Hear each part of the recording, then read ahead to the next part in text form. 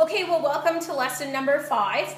Okay, today we're going to talk about how there are particles in absolutely everything. So whether it's a solid, liquid, and gas, which is what we talked about last lesson in lesson number 4, we're going to talk about how there's particles in everything. And depending on what those particles are doing, it tells us the temperature of the substance that we're doing. So there's this theory that scientists have come up with that's called the particle theory of matter. And this applies to a solid, liquid, or gas. And it tells us a little bit about the substance when we're dealing with it. So the first thing that we need to establish is that all matter is made of tiny particles. So this glass, brush, marker, the air around us, it's all made up of tiny particles. Particles that are too small for us to see. The next thing we need to be concerned about is that these particles, they're always moving. Okay? They're moving around, bouncing all over the place. You can't see them because they're so tiny, but they are always moving. The next thing we need to know is that there are spaces between these particles. So they're not attached to each other, but there's space between them. So they're moving around and there's space between them.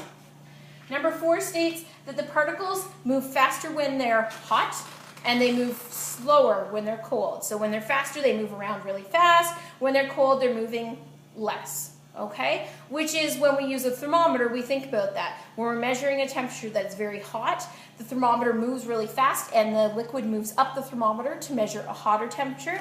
And when it's colder, the particles move slower and they go closer together, meaning that they have a cooler temperature.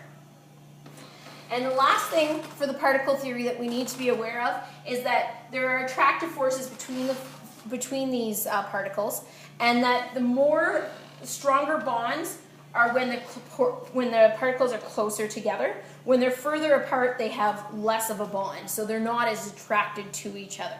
Okay? So when we're talking about a substance that's very hot, let's say boiling water, the particles are bouncing around all over each other. The attractive forces between them are not as great, and the spaces between the particles are a lot bigger.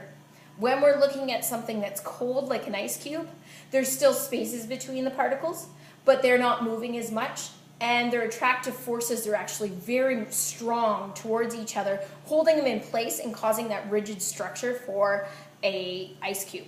Okay, so this is the particle theory of matter. Take some time to kind of review it. There are 5 points to the particle theory of matter, and you should know each of the 5 and how they apply to different substances in our states of matter. Thanks very much.